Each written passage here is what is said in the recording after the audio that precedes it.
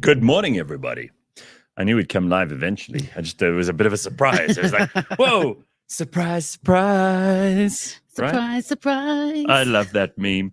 Leigh-Ann Mole's back, and she has a hand. It hasn't been removed by doctors. Have a look. Look. Da, da, da. It's like the scene from the Terminator, except the other way around. You know, where he falls into the melting metal, and he goes like this.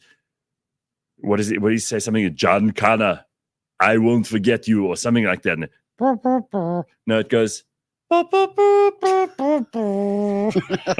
as he goes under the molten metal. In Leigh-Ann's case, it's like she comes out from under the molten metal, 2 fingers missing. So what the hell? Okay, because everybody wanted to know whether there was some serious thing that was going on. Of course it was serious. You sent me pictures of it.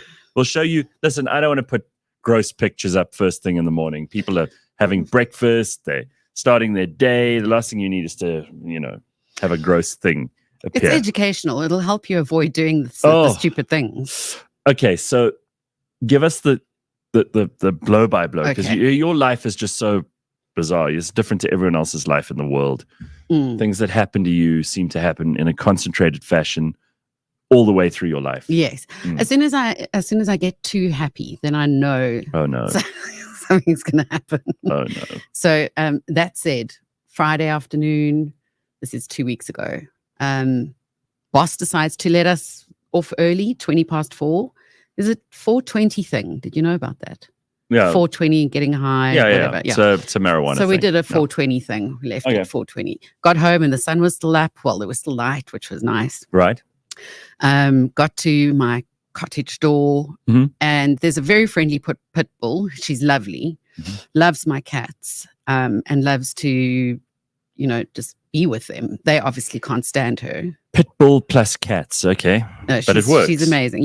No one kills each other. No one, they're not trying to eat the cats. Well, the cats just hate her. She runs in and then she goes straight for their bowls. So that's what I was trying to avoid. Right. I don't mind her eating the cat food, right, but it's not good for dogs. It's too fatty. Right. So I opened the cottage door, humming a tune, all excited, holding on to the one side of the door, and she decides to theme tune. Okay, so you were doing that?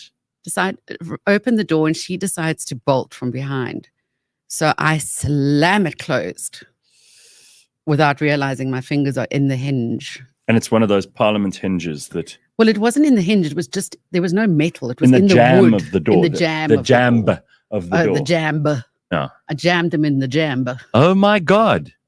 So, yes, I literally fell to my knees. Yeah. Yeah. And you screamed? I don't remember. No. Was it more of a soft pain noise? No, it was. No, I'm thinking about the noise. I know it was painful beyond belief, I'm sure. You have so much sensitivity, obviously, for various reasons in your hands. You have lots of nerve endings in them. There are fingers. Remember, I've sliced mine a couple of times. Yes, I know. Stupidly. So, and slicing them is preferable to squashing them. Well, it's called a crush injury. Ooh. And yeah, if you slice them, you kind of just slice them. But crushing them, you're now damaging nerves and... So what did the doctors say when you came in there, when you were wheeled in? I actually left it for the night. Oh. Was it like a throbbing? Oh, no. I mean, the pain was... unbearable, right? Yeah. Oh. It was just too much. Oh. Not only had this... my cuticle didn't exist anymore. Oh. The skin was gone. And it flapped over onto my nail. Are you going to lose the nail? I don't know. I don't think so. So disgusting. Yeah, the skin was totally split there. And then the swelling, I mean, they were double the size of normal fingers. Then the next day when I saw that my whole hand was black and blue, I thought maybe I should go to, because then I was worried about... It's going to fall off. The blood and and also infection. You've jammed it in a wooden door. Oh my God. So only the next day I went to the emergency room. At this point it was on ice and it was feeling more like a burn than like if you've burnt yourself on something. I couldn't leave it off the ice for too long. Oh. So got in there and they eventually said, we're going to have to clean this up. It's going to be painful. Sure. You want a pain blocker? So I said, yes, thanks. That'll be nice. Yeah. Well, if someone asks you for a pain blocker, just say no.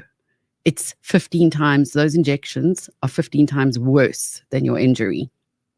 So they inject right into the bottom of the hand, all the way in, the bottom of the fingers on either side, and in the front.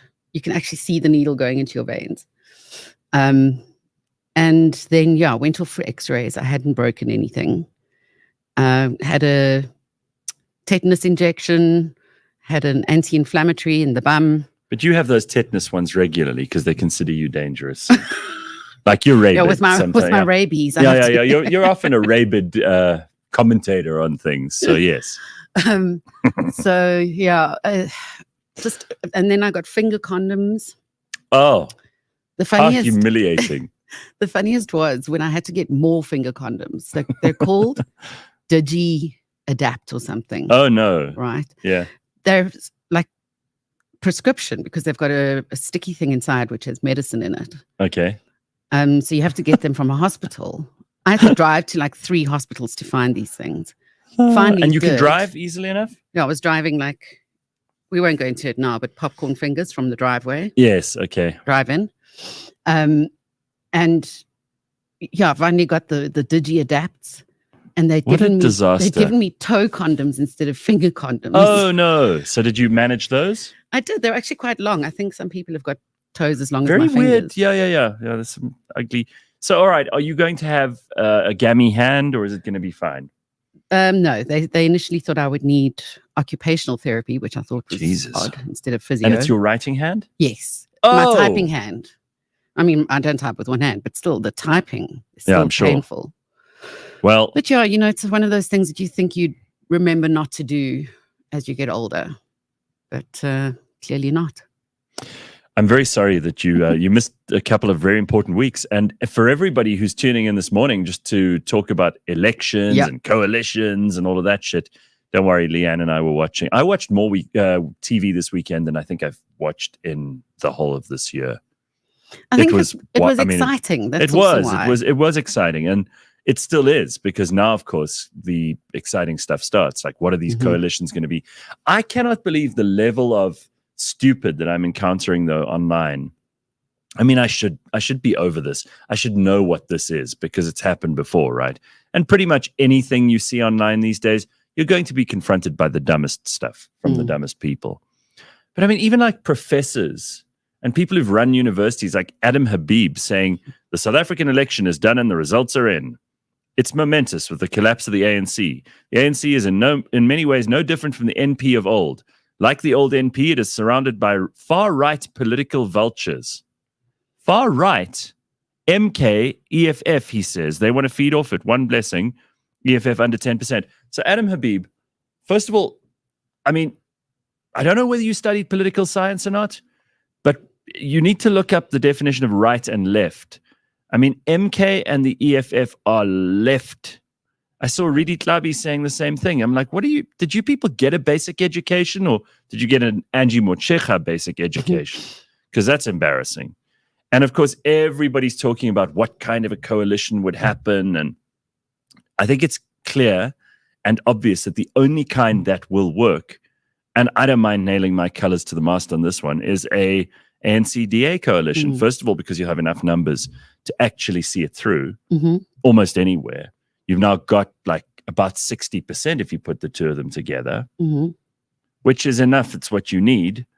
Otherwise, you're going to be dealing with the rats and mice parties the whole time and trying to get over the line. Tiny, small fights. It's never going to happen. Yeah. And second of all, the policies themselves will be better. The government will be better. Can you imagine? I mean, let's just look at it this way. Even if you are a fan of MK, and you know that I like Jacob Zuma for reasons that are probably less to do with his policies and more to do with his personality than most people, right? Yeah. I mean, he gave us great material for years on radio and TV, and I will always be forever grateful for him doing that. However, if you look at what they've done and how they've behaved since the election results started coming in, I mean, MK is using the word cheat. They are trying to invalidate the IEC wherever they can. They want a total rerun. You've got Duduzile. I mean, I don't know. Listen, talk about an unstable Mabel. This chick, God bless you. I mean, she was my first guest on my first TV show, my first Gareth Cliff TV show that we did along with Trevor Noah all those years ago. And until then, she was a complete unknown. So I can take some responsibility for having launched her into the public sphere, I suppose. But really, she's just an unbridled disaster. I mean, it's like a chocolate fireplace. Unhinged. Yeah, and he is like trying to get into the IEC building, and then, and the media are just swooning over him, which I find so distasteful. South African journalists and media in general are really, really low level, low rent people. Get paid quite a small amount of money. Many of them will beg and borrow and steal and suck whatever dick they have to get ahead. And you know what? I'm not going to criticize people for trying to make a living, but really, if you're going to do that stuff and you don't even try and exude a patina of objectivity, I am very, very sorry that organizations that hire you should be embarrassed. It's clear to me, like, if MK can't be trusted with, important stuff like the legitimacy of the election, then how can you trust them with being a government partner? And before this, I was quite bullish about their participation in this election. I think they've done extremely well. They deserve congratulations for that. They have trounced everybody's expectations. I don't think there was a single poll that predicted they'd do as well as 14% nationally. So well done to MK. But guys, tidy up, because it's not clear who's even in charge, who speaks for the party, who doesn't. Most of what we see comes out on Twitter. It's like messy. It's really amateurish, and you need to get your shit together. Having said that, I do think that Jacob Zuma is a very smart political operator, even at 82, and he's looking old, but we'll have to see what happens there. I think KZN are going to have to deal with MK in whichever way, shape, or form that falls into place or doesn't. And that's cool. It's exciting for them. People of KwaZulu-Natal have spoken. What's amazing to me is that the story of this election is not the MK or EFF or DA. EFF slightly down, DA slightly up, MK obviously a juggernaut. But the real story is, like, the ANC almost got under 40. People were talking about under 50, and I was dubious. Hey, I'm not embarrassed or ashamed to admit that before the election, I thought these guys are not going to get that much under 50. Honestly, I didn't see a change coming in the numbers. I didn't predict that, like, much change at all. And I got to give credit to old, what do we call him? Cyril? What do people call him now? I've just gone completely blank on the nicknames they give him, but he did a very good, he made an excellent speech at the IEC yesterday. Watched the whole thing. Because essentially it's a kind of concession speech. He's still the president of the biggest party in parliament, and he's still the president of the state. Yes. But he made a funny remark about how he wishes that the chairman of the IEC was actually reading the 2019 results. And then he laughed, and then he said, okay, I'm going to change hats now, and as the president of the republic. And he said some very good things. It's the kind of sober and sensible stuff that you need. It's very statesmanlike. Yeah. So all credit to him for that. But I think we've got an exciting time ahead, everybody. I think this is going to be the most interesting period in South African politics probably ever. And I saw Ramon, who's often in the comments section here, but also on social media, saying, just brace yourself. Next couple of years are going to be really exciting, but we're probably going to go through 2 to 5 presidents in the next couple of years. Wow. Right? It's going to be that weird. And that's cool. Cupcake, thank you, says Signet. Slippery Pickle says, I'm getting MK stickers put on all my property today. It's like the new Lacoste sticker. It prevents looting. Very nice. Very, very nice. Lots of people alive and well in the comment section. Fundo says, GC, did you see Duduzile posting on X sending love to Putin? Smells like Vlad is somehow providing help to MK. Well, we know that. You will have seen that all the bots that used to do the EFF's bidding in the last couple of elections, the last 2 that they've contested, all those bots started working for MK. Sure. So whatever resources used to be the EFF's resources were very quickly switched over to MK and did their job, clearly. So I don't think that's a surprise to anybody in Fundo, but yeah, it's exciting. Penuel's post, voting monologue, was the best family meeting I've witnessed ever. Okay, well, prop agenda, giving some credit to Penuel, who's actually been a very sensible voice of reason through all of this too. Yo, there's some crazy people online. I'm just blown away by how, like, it became very tribal for a little while. And by tribal, I mean like which political party you support. And the only sensible thing we can do now is to have a coalition of the two biggest parties, leaving the others out, because then it leaves them scrambling and making noises and carrying on in the background, and nobody cares. And you'll notice that all of them are, which means that the ANC and the DA must already be talking. I mean, just use common sense, right? If MK, Gayton McKenzie, even the Vryheidsfront Plus in the Western Cape, all of those guys are like, wah, they're whining and screaming from the outside. The EFF, I saw Julius make the weirdest statement, and maybe you saw this too. Julius Malema is like, oh, well, if only the people had listened to me, I would have given them everything. Basically, like giving the middle finger to his own voters. I'm like, dude, that's not good politics. So clearly they're all feeling a little discombobulated, which is great. Let the two biggest parties, and I know there are ANC supporters who are like, ooh, you can't go to bed with the DA. And the DA supporters who are like, ooh, you can't get into bed with the ANC. Yeah, whoever thought?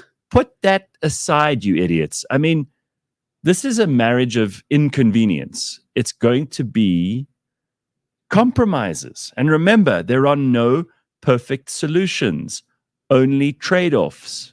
Put that on your screen saver on your phone and think about it every day. There are no perfect solutions. There are only trade-offs. So the ANC and the DA have to go into meetings now. And instead of going, we're going to get what we want, which is what we've lived in for 30 years, everybody. Huh? Mm-hmm. Now they're going to have to sit down and go, little bit of this, little bit of that, give, take, compromise, move this around, move that around. Okay, we'll give you that. You give us this. That's how it's going to work. Jeez, I'd rather have that than what we've had for the last few years. Absolutely. So when people say to me, oh, what do you think of the election? Just tell them to listen to the first half hour of this morning's show. In fact, 20 minutes. I've saved you half an hour. No, incredibly exciting. And it was all about watching the numbers and wondering if there was going to be this last minute jump in the ANC's. You know, you held on until it was like 99.9% had been counted. Well, I don't think, I mean, my phone battery was running down. Like it was being used by, I don't know, one of those women on The View and their vibrators. The battery was just like burnt out because I was away in Cape Town on Thursday and Friday, flew back on Saturday afternoon, and I had to plug in wherever I could because I was refreshing that results screen so much that I think my phone was eventually going, what are you, obsessed? Yeah. Yes, I was pretty much obsessed. Just because I love the fact that we're getting a reading on South Africa. Yeah. You don't get a reading like that on Twitter.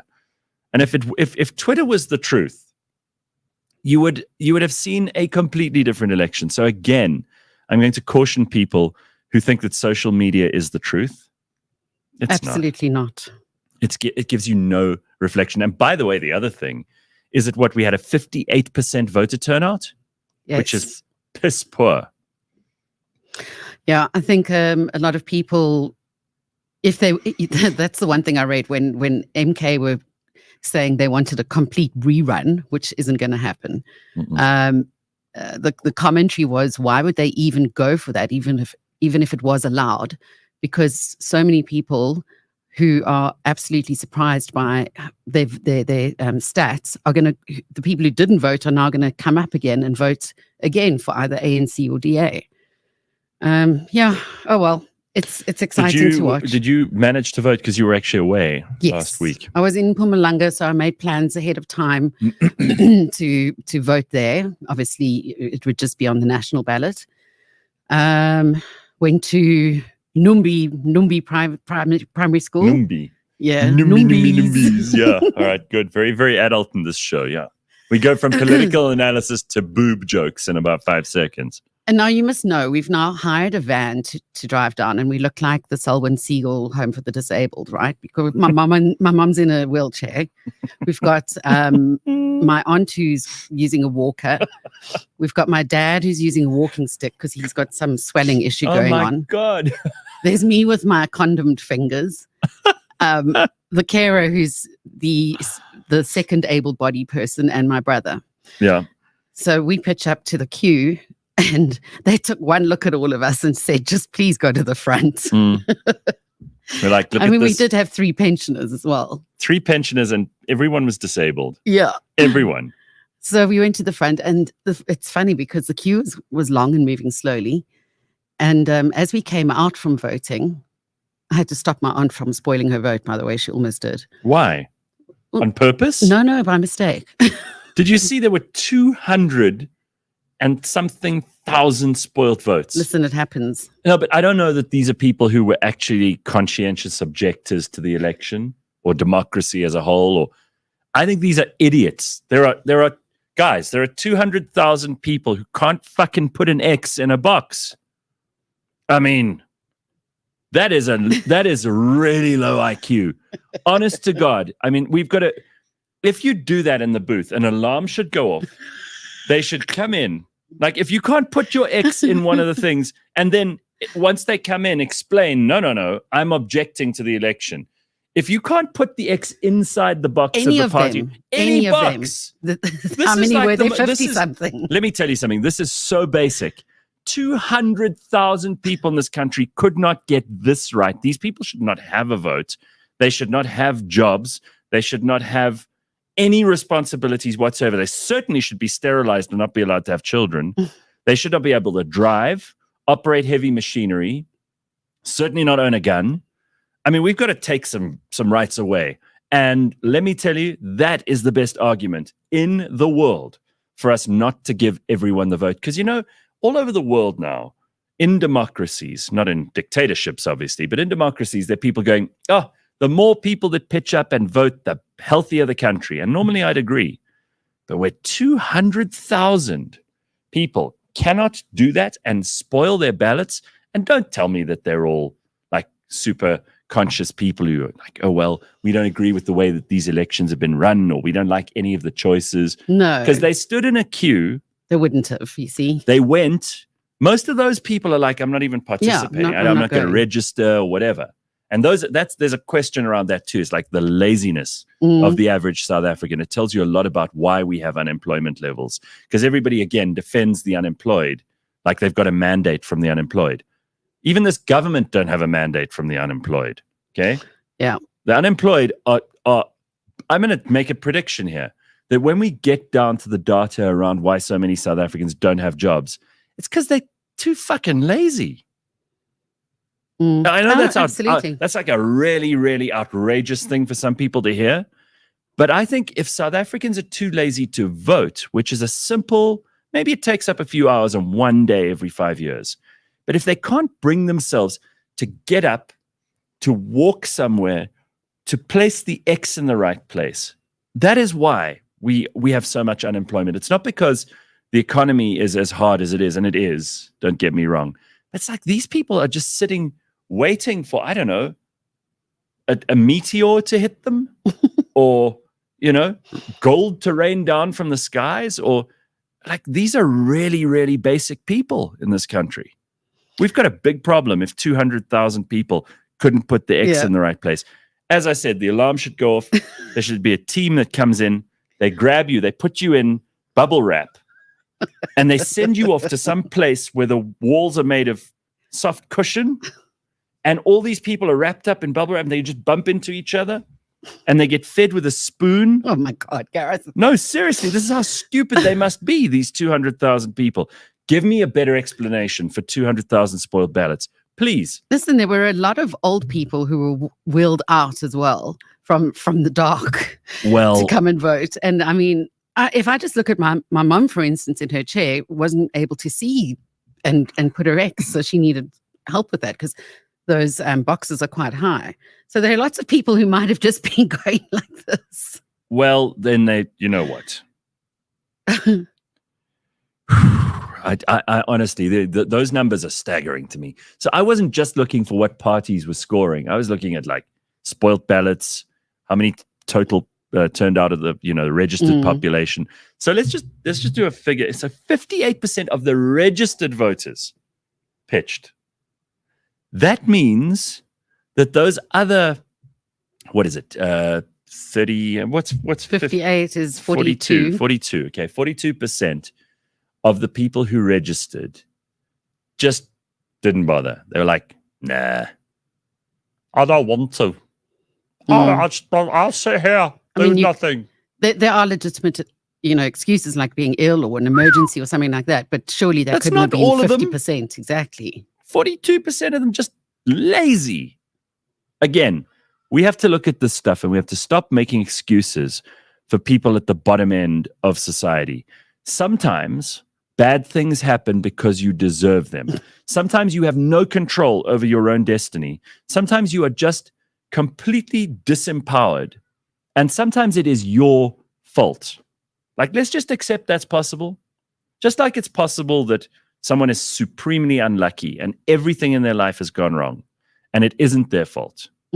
That's possible. But not 42% possible. Please give me the benefit of the doubt that it is entirely possible that a large percentage of the population of this country who are sitting, getting a grant, which we're paying for, the rest of us, the productive part of society, they're sitting on their asses doing nothing. And they can't even be asked to get up and go and vote once every 5 years.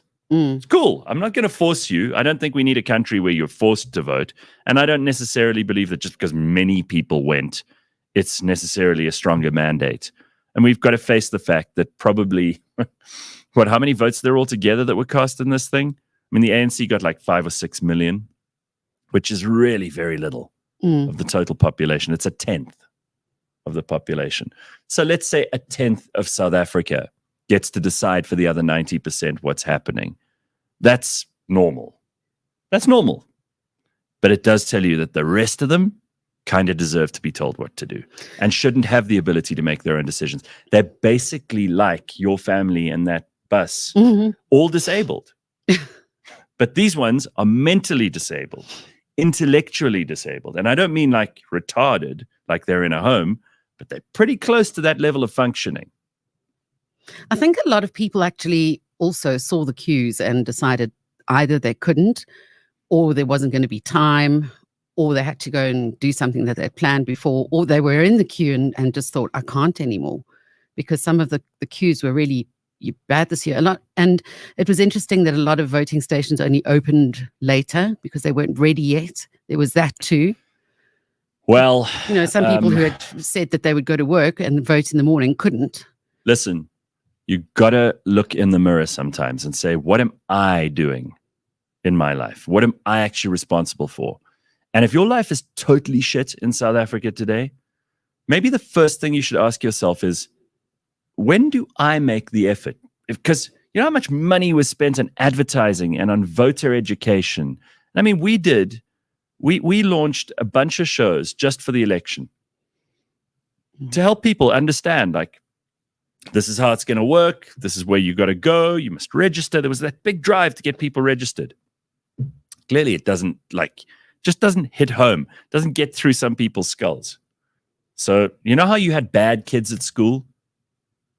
Remember, you had like the one kid who sat at the back of the class and would like make paper into little spitballs and like shoot it in a pen at other people and never learn anything. You know those people? There's a lot of those in South Africa. Like the class is about 60% full of those. Right? Yeah, they just don't care. Pretty scary.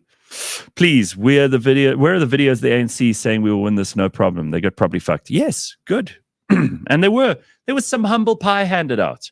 Right? I don't know if you noticed how quiet the EFF have been. Yeah. More or less through the whole process, right? They didn't get their asses handed to them, but they're 1% or so down. Yeah, I expected that there was going to be, voter fraud, crying out of voter fraud, all of that.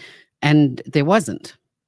It seemed almost as if they've accepted it with They're like, grace. Okay. And publicly. Pumi Mashiko, I've got to give her credit because she's been right on a lot of this. She didn't get the ANC numbers right, but she said the EFF have plateaued. They'll never get higher than they did in the last election, 2019, and she was right. So I think they're on their way down as a force in South Africa. They're certainly not getting stronger.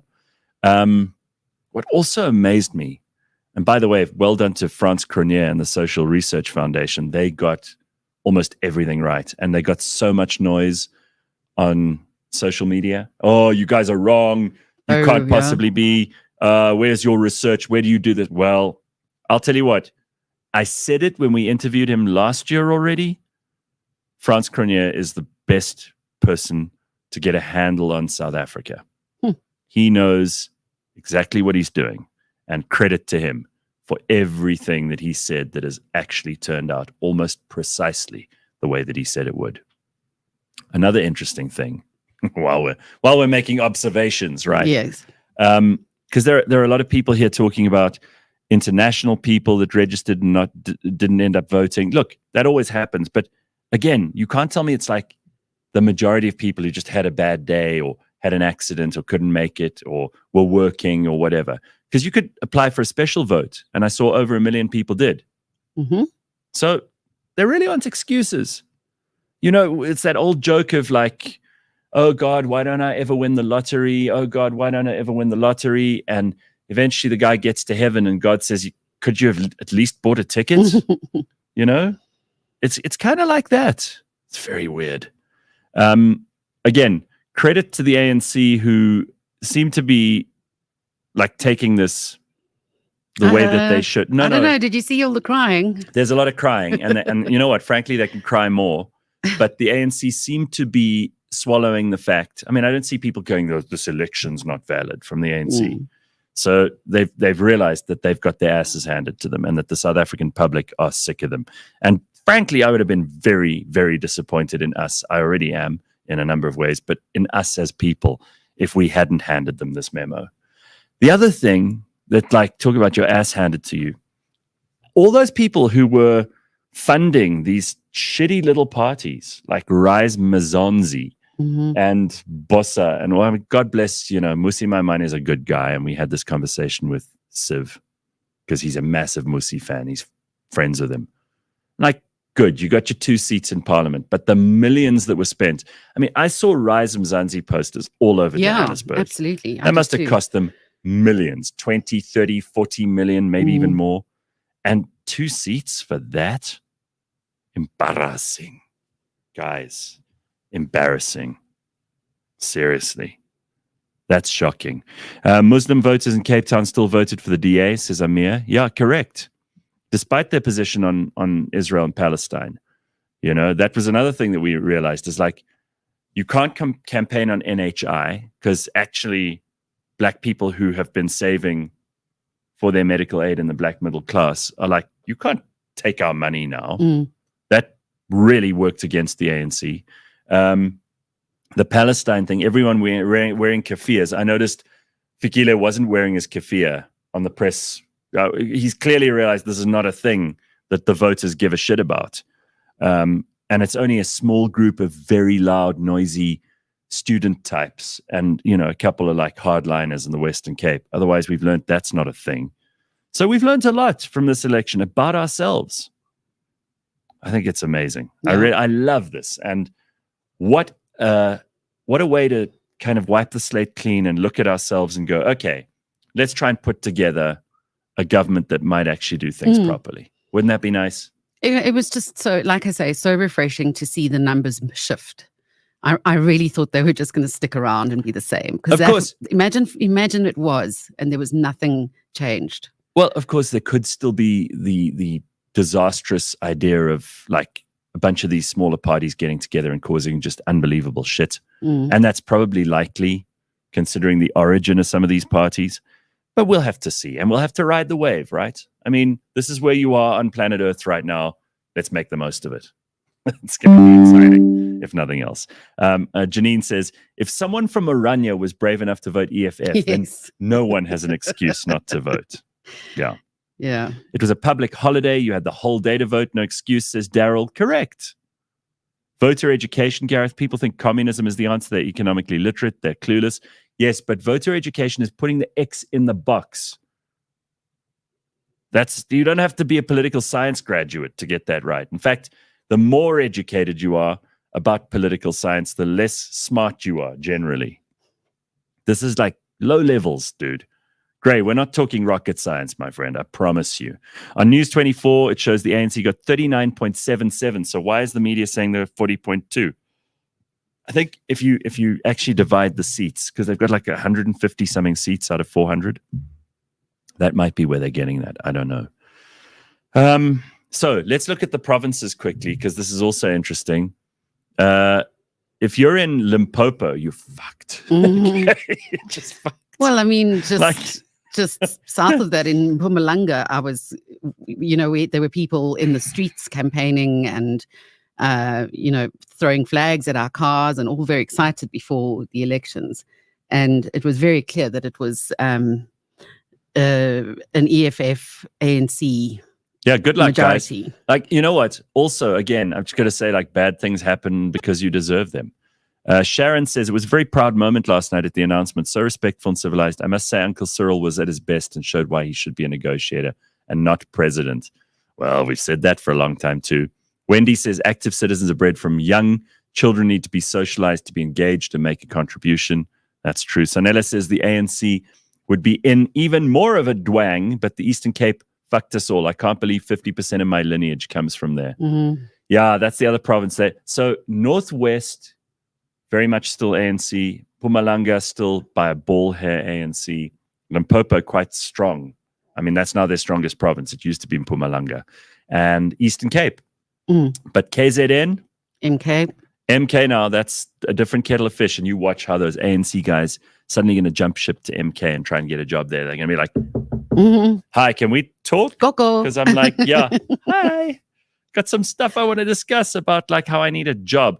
70-something people in the ANC in Parliament are going to have to find jobs. They will not be employed in Parliament anymore. You know those ones you slept at the back that you saw on TV going... The ones that they're crying now. Those guys are gone. Good. Couldn't happen to a nicer group of people. And then the Northern Cape, what a weird there. I mean, there only are 20 people there, but they seem to have just missed their margin. So the ANC will make friends with someone there to just get over the line. It's unbelievable, right? And then Gauteng, we're back to being confused. But that's okay. Again, let them hold each other's feet to the fire. That would make it exciting. We got to get to Dr. Hanan, which we want to do right now and find out what he's up to. But if you've got a comment, you could drop that in and tell us what you're up to. Tell us what you got up to this weekend. Also, brand new month, brand new week. New season. Winter is here. Jon Snow, winter is coming. Well, winter's here now. You can definitely tell. God, it rained yesterday. Yeah, it was storming. I was in the shower and I thought I could hear this loud noise going on. Like, what the hell? I thought, well, someone's broken in, obviously. Okay, because that's where my mind goes. That's how loud it was. Who's expecting a thunder shower in Joburg now? And then I thought, why aren't they coming into the bathroom? And I thought, oh, well, they're probably first stealing the TV and the laptops. And then obviously realized there was a massive storm. I love the way your default isn't the weather. It's like someone's robbing me. But whose default would be? It's so totally unseasonable. It's very weird. It's very weird. Unseasonal? You know nothing, Gareth Cliff. Yeah, I know. But I do know winter's here, that's for sure.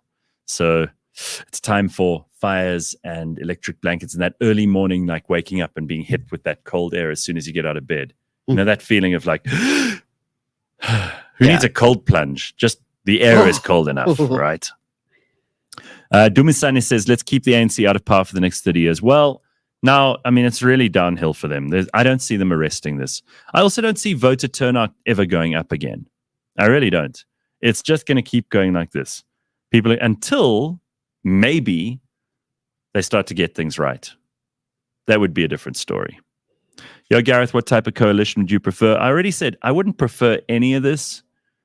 In some ways, I'm still the guy who doesn't want a functional government.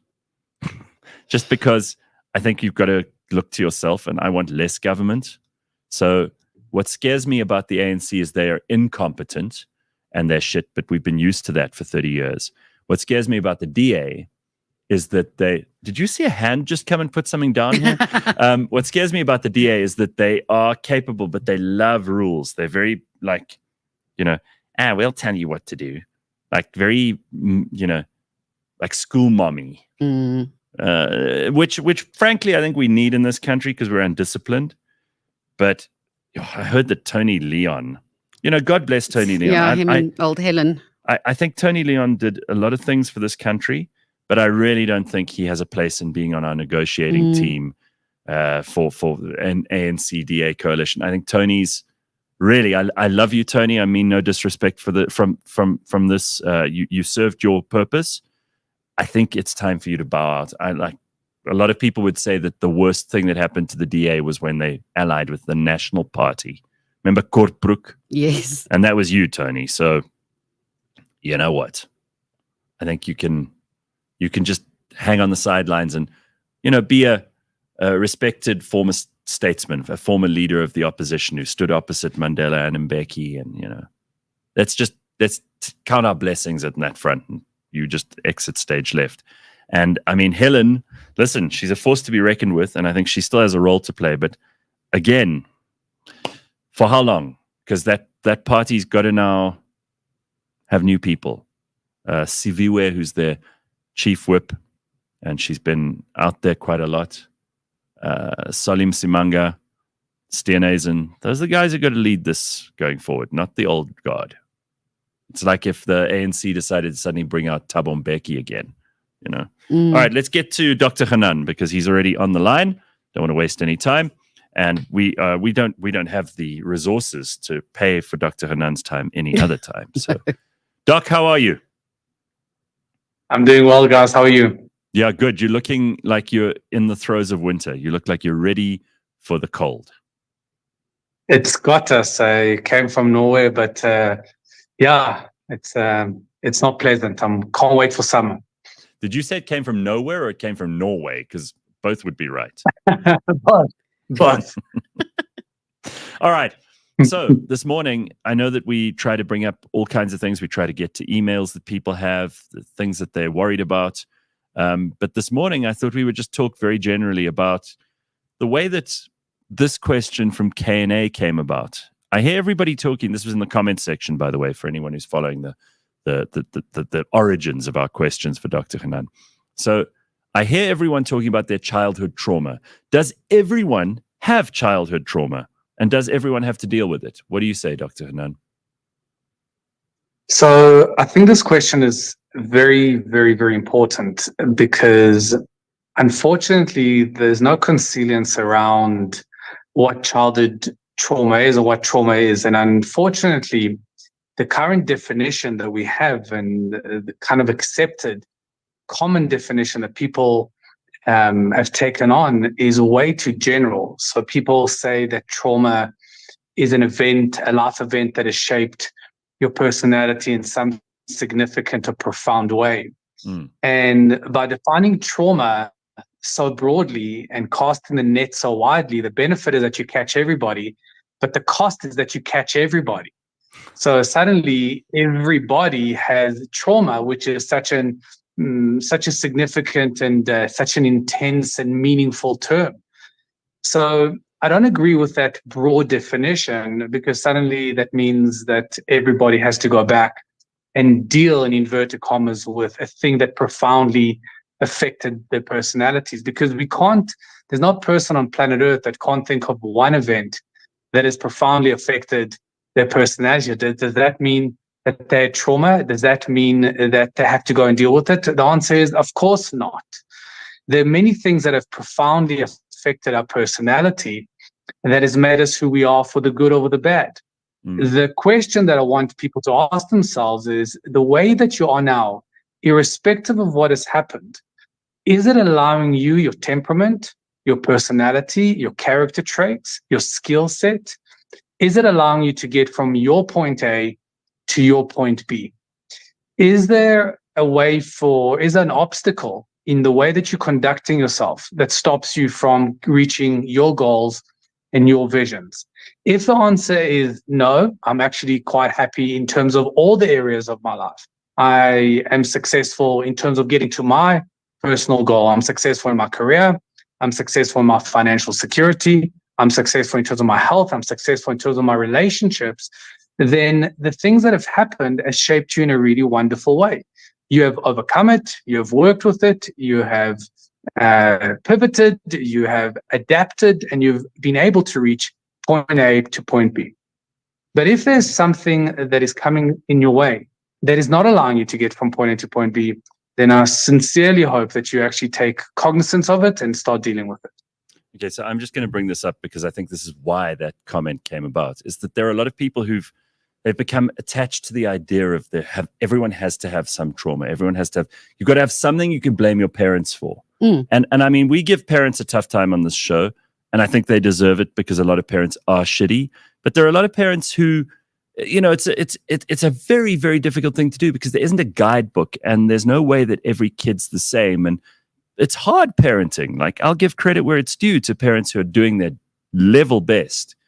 But psychologists will sit most people down, your people, Dr. Hanan, they'll sit people down and they'll say to them, let's go through your child and find something for you to attach to that all of your trouble comes from, so that you can blame some event in your past rather than just take responsibility and come up with a plan moving forward. It's become very trendy for people to lie there and like wait to mine some shit from their teens. It's very Freudian. Yeah. And so maybe not trendy, but in fact, it's more trendy. old school.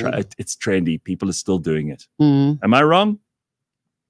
You know, you are right. And I don't subscribe to the old traditional model of therapy of let's unpack and repack and let's go figure out where it came from, because there's a saying, if you look, you shall find. Yes. If you look for things that have happened that have shaped you in a profound negative way, you will find things that have shaped you in a negative and profound way.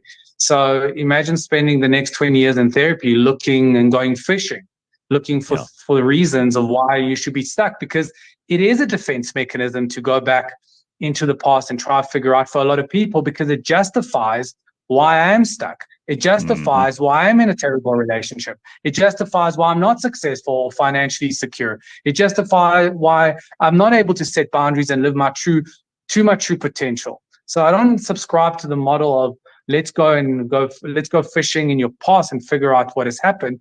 I'm much more of a fan of this is where you're at. Your life experiences have made you this. You're a culmination of every single second of life experience. The way that you are now, is it allowing you to get from point A to point B, or are you stuck? And if you're stuck, let's get you unstuck. You know, it's like the analogy of taking your car to a mechanic. There's a puncture. The mechanic can speak to you about why you got the puncture, where you drove, how you drove, who was at fault. Suddenly you get into the government and why they're not looking after our roads and where our taxes are going. And before you know it, you're 3 years down the line still stuck with a puncture because all you've discussed is the why, as opposed to just fix the puncture. More important is that, did you kill Chewbacca and make a cushion out of him? That does look That like it great. could be Chewbacca. I like Leave him alone. Well, at least he's been used. I mean, there's nothing worse than when someone shoots an animal and then they don't turn them into something. Animal. Yeah, I mean, like you just leave it out in the wild. So at least you killed Chewbacca for a reason, made a decent cushion. This is interesting. Brandon says, I had a chat with a friend the other day regarding how kids are raised and how we were raised. The response is always, I was beaten and I turned out fine. But did all of us actually turn out fine? And I want to throw this in because I listened to a podcast the other day with her on it. There's a great author called Abigail Schreier. She's just written a book called Bad Therapy, Why the Kids Aren't Growing Up. And I think it's really, really good. I'm going to try and get her on the show. If I do get her in on the show, you've got to interview her with me, all right? Love it. Yeah, she's a really, really smart woman. She's she doesn't mind digging where other people would not fear to tread, you know? What is that? Have we lost Hello? him? Did you freeze or did we freeze or did you just have nothing to say to my stupid comment? I didn't see a question mark at the end of it. Oh, I should have put the question mark at the end of it. Oh, no, I'm just asking that other question which came up here. Are we actually all okay? Because as much as on the one side, I've said a lot of people are digging for the stuff and look and you will find, as you put it. But there could be people who also are traumatized. They have had stuff and they haven't dealt with it. And that could be an issue, right? Yeah, but you know what? Again, what's the definition of we're okay? Like I want to give you an analogy. It's like we're all born into the world like a perfect square, and life dents us in a million different ways. And nobody ever goes back to being a perfect square again. So if the question is, can we ever go back to the naive, innocent, 0-day-old selves? Of course not, and we shouldn't. It's not even healthy.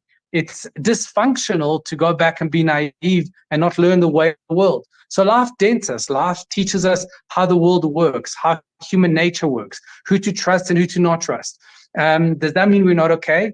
Again, I don't judge whether you're okay or not based on how you feel, because we know what I think about feelings. I judge whether you're okay or not based on whether you're able to get to your goal. If you're able to reach your goals, and most people will say, well, I don't know what my goals are. Well, that's the problem. But if you're able to reach your goals, then you're okay. And if you're not able to reach your goals, then you need to improve and develop. I said there are 200,000 people who spoilt their ballots at the elections.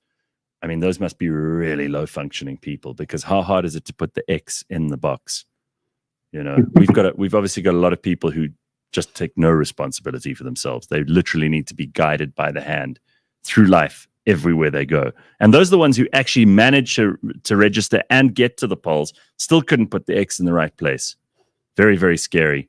You know what, Gareth? Talking about, is there time for one more thing? Yeah. I saw someone voted at your old school and you were like the tennis captain or something. I didn't know that about you. That's great. For 2 years running. Yeah, that was my name up on a board. That's my claim to fame. Yeah, I played tennis for many years. And you know what? Maybe that's kind of a great segue, because my dream was to become a tennis player and a professional tennis player. And I took a year off school to play tennis and try and make it professionally. And during that year, I wasn't good enough to make it at tennis, but I started reading psychology books. And that's when I was able to jump ship into psychology. And in life, there's no real failures unless you stop. If you stop, then you consider whatever it is that you didn't reach as a failure. But if you continue moving and pivot and get data and learn from that data and level up, then you're able to look back at those years, those tennis years in inverted commas, and look at it as data that allowed you to get to where you want and where you need to be. I love it. That's a great place to end it. Thank you, Dr. Hanan. Good to see you. We will catch up with you in a week's time. Awesome. I look forward to it. All right, we're going to take a break. It is 7:00 on the 3rd of June, and we are live this morning. Join us if you're not already there. For the next hour, we got Leigh-Ann Mole here. She's got her hand. It's working. It's very, very useful, because, of course, she would be terrible without a hand. Would you get a hook? Ooh. If your hand wasn't working. Have you seen there is a second thumb you can get now? No, man. A robotic second thumb. No. No, I promise you. No. You know how useful that would be for, like, I can't reach all the... That's what I would get. Rather than a hook. A robotic thumb. Okay. These and many, many other amazing conversations you didn't expect to have on a Monday morning next.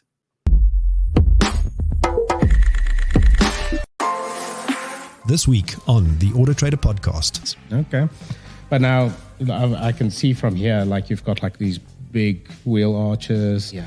You've got like a new front grille, some bumpers, skid plate, etc. that's happening there.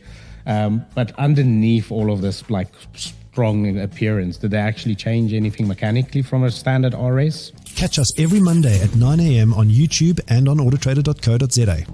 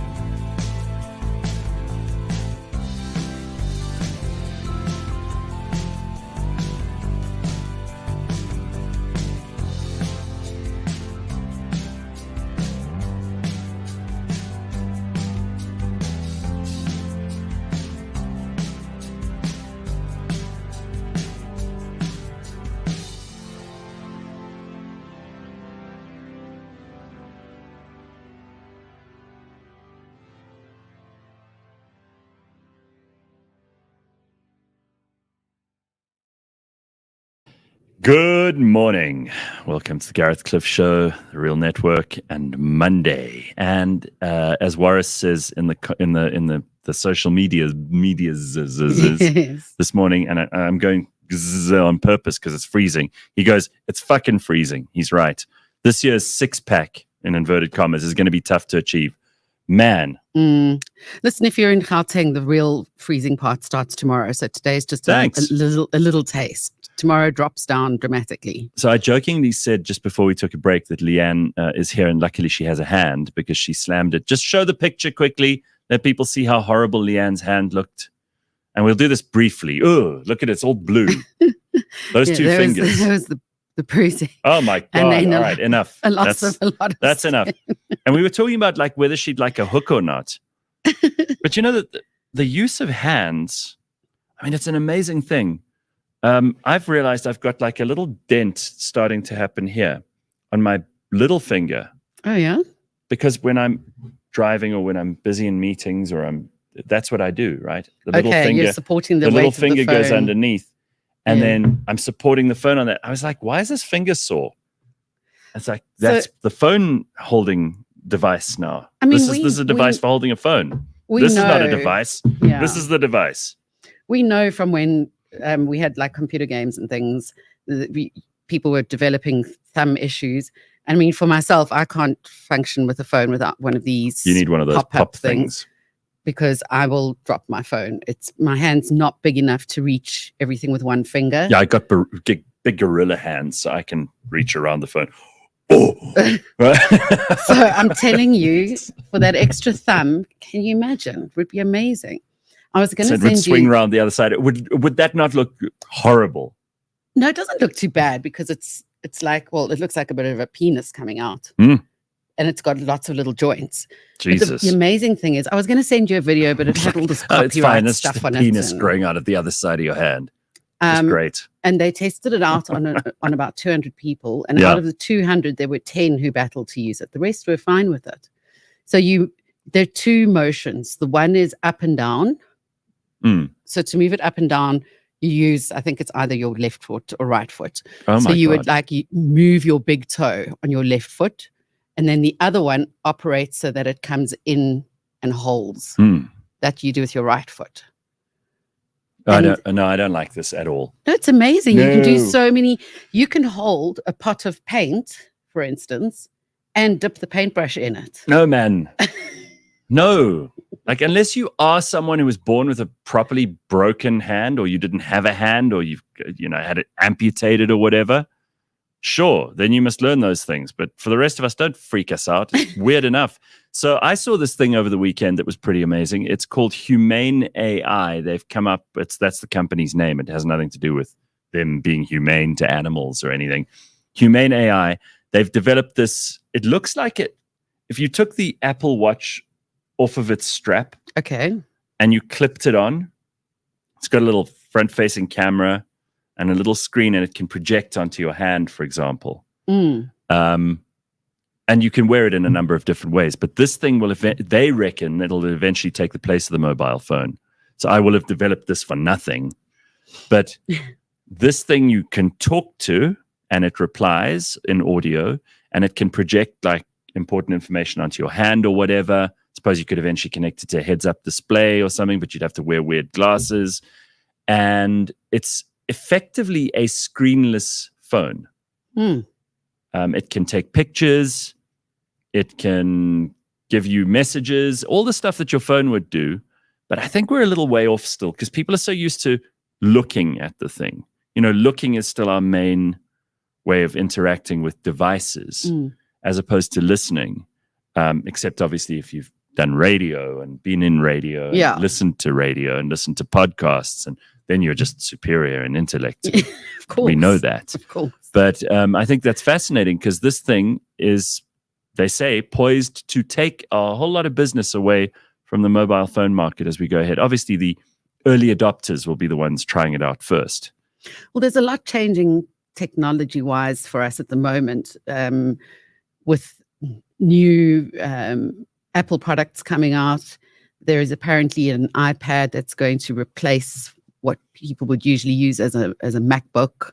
Oh. There are a whole lot of, and then there's stuff going on with Windows. So things are changing. So if you don't want to miss out, then you need to actually pay attention now, because there are a lot of things that are changing, new products that are coming up. A lot of it's gimmicky rubbish though, but this does seem to me to indicate some sort of trend as to where it's going, because the idea of these big things with these screens, that's been what we thought was the most impressive kind of interactive technology we could work with every day. But maybe there are better ways, and maybe a lot of it has to do less with sight and more to do with listening and more to do with speaking.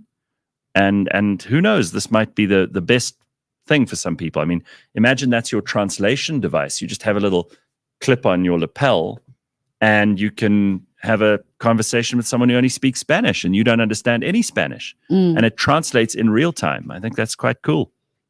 I just can't wait for what they predicted in the book of Revelations. I just want a chip. The beast? I just want a chip. I don't want to have to carry around devices anymore. Oh, you can have it. By the way, they didn't arrest, they convicted Trump last week. And this is just, it's such a shit show. Like you've got this really, I hate to use the word trumped up because it sounds like I'm trying to make a pun where there isn't one, but nobody even can tell us what he's guilty of in this particular situation. You ask all these people, I saw like all the worst people in Hollywood, Rob Reiner, Bette Midler, Barbara Streisand, Kathy Griffin, all the most terrible people, the ones that if you gave me a free ticket to dinner with any of them, I would turn down before you even finished their name, are all like poozling over Donald Trump being convicted. He's like a convicted felon. They love this. And if you asked any of them, what's he guilty of? Apparently it's like what they've tried to lump into this conviction is like a falsifying records from 2014 or something for paying off a porn star. And instead of putting it in the category of paying someone off, it's like compensating someone. Or it almost seems as though New York State have sent Donald Trump to court because he paid too much tax. I mean, there's actually no way to unpack this thing. Lawyers, and I've tried to just get my head around it because I need to be able to then explain it to people who ask. And maybe we talk about it on the show like we are now. I promise you, this is like, it's a misdemeanor. And at worst, it's like falsifying records. But they're trying to put him in jail for paying off a porn star. And they're trying to somehow categorize that as election compensation or election payments or campaign finance violations. And it's really desperate. Like it's so tenuous. The string is so thin here that it makes no sense whatsoever. And the funny thing is, all it's doing is helping the Trump campaign. You'd almost think it was like a psyop, you know, because it's making all the Trump fans even more Trump fanish. More Trumpish. The Trumpisher and Trumpisher they get. Yeah, the trumped up Trumpishes.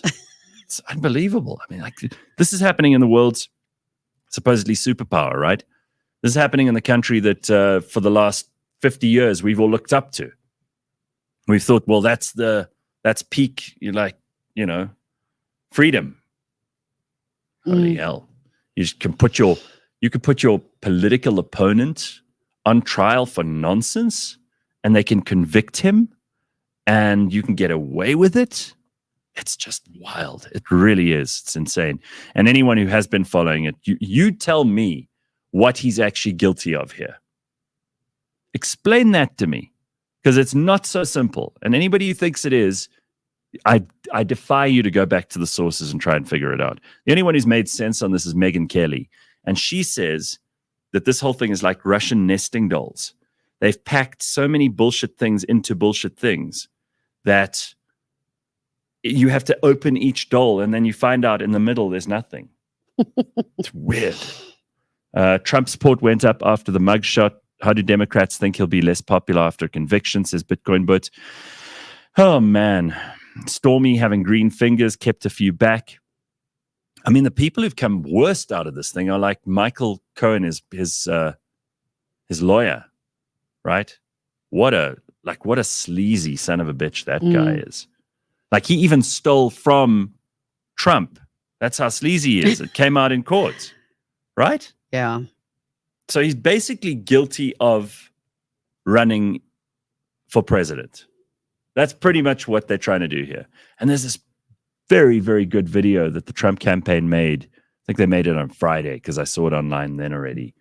It's like this dark, brooding thing in like the White House at night. And then they've got Joe Biden, and someone says, Mr. President, the Trump campaigns say that you're behind all of this and you're just trying to stop him from running. And then they've got actual footage of Joe Biden, because that's what really was asked of him. And then he turns and he looks away. And then he turns towards the camera and he goes, like this really sleazy grimace. Yeah. It's like, so the ad is great, but it's so bad for Biden. It's like, this is embarrassingly hostile, for someone. You've never seen this before, where they actually try to prevent the guy from running. These are the stand up for democracy people, right? Save our democracy. January 6th was the most terrible day in American history, right? That's what they keep saying. Defend our democracy. Like, how do you do that? And then when you keep this guy, imagine Donald Trump loses the election in November, but he's in jail. How do you make that look like you are the defender of democracy? How in a million years are you going to make that look like you're the good guys? Right? It'll probably happen. That he'll lose, or that he'll be in jail, or that he'll lose and be in jail. Lose and be in jail. Then it'll look really bad. Yeah. Then that's not a democracy. That's a dictatorship. That's what that is, a banana republic. Anyway, very weird. They shot JFK. They're capable of a lot, says Azalea. Going straight for the conspiracy theories. That's what I love on this show, right? Luando says Trump is going to be president, and that fact is hated on. I think Luando might be closer to the truth than he knows, or maybe he does know. That's why he's so on the button here. It's insane, and this is all happening right now. China last week was circling Taiwan. They had a naval operation that was like a dress rehearsal for an invasion, and no one's talking about it. Am I the only one who's interested in this? Do you know that all these things we're talking about, these technologies, the wearables, the phones, you know how much of that relies on Taiwanese microchips? Do you know that so much of the technology that you use on a daily basis is based on factories and intel that comes from Taiwan? Yeah. And nobody's worried about like the Chinese going, if we were to invade, this is kind of how we would do it.